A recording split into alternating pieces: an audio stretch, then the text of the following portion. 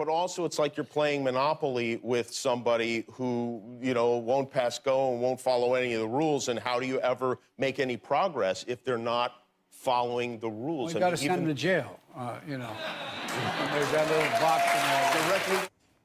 President Biden appearing on Jimmy Kimmel Live, joking about sending his political opponents to jail. Biden also taking shots at Trump, taking shots at Republicans during his first network appearance, this in 118 days. And it comes as the House January 6th committee is holding primetime hearings tonight. Many Republicans already calling the move political theater. Joining us now to discuss, Democratic analyst Jonathan Harris. Also with us, Newsmax contributor Jennifer Kerns. Great to see our panelists today. Jen, I'd like to start with you. Maybe we can start with the president's joke and the fact that he was finding the time to head out to Hollywood and speak with Jimmy Kimmel, of all people. Well, I was glad to see the president on network TV for the first time in 118 days. I'd like to remind folks that during Trump's first 100 days in office, he had done more media hits and press gaggles and TV interviews than Barack Obama did in his entire 4 years of his administration. So I'm glad to see Biden back out on the trail. Look, the humor there is quite interesting. You didn't see the blowback today among the mainstream media like you did when Donald Trump jokingly said at his rallies and chanted "lock her up" when he talked about his political opponent, Hillary Clinton. So it's always interesting to see the mainstream media's double standard, if you will, against conservatives and Democrats. Yeah, Jonathan Harris, a lot of media reports, when you read the analytics of it, a lot of it stated a softer approach for this administration, so many could see the president's lighter side. That's why he's appearing on a late night show versus sitting down with maybe a primetime news reporter, et cetera.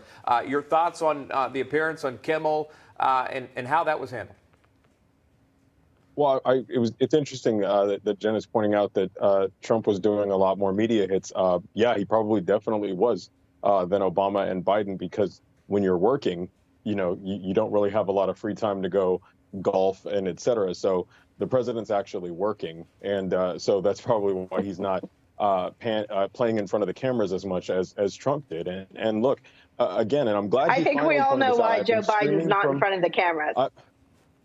I'm sure Republicans have all their theories as they made excuses for Trump using two hands to drink water. But anyway, again, this is important. And he is finally, on that appearance, talking about the fact that unemployment is down to 3.6%. It was 3.5 before the pandemic. He's talking about the fact that we've added 8.7 million jobs to the economy, that we've recovered 95% of the jobs lost from the pandemic.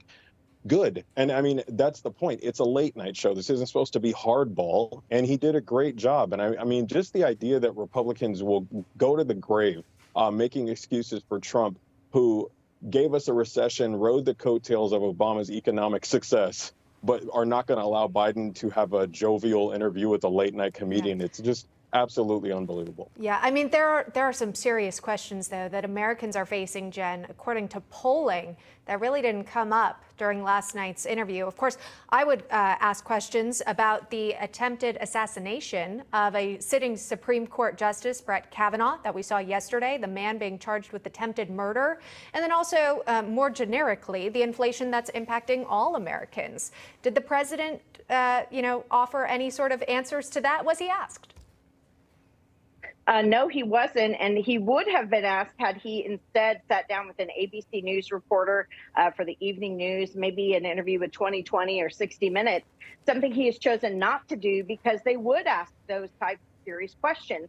The good news for Jimmy Kimmel, though, he probably had a good ratings bump. If you look at Kimmel and the other two evening shows that continue to just harp on the old Trump era that's bygone now, they have had a ratings slump for the last 6 months, including a really bad ratings slump the last 4 months of last year.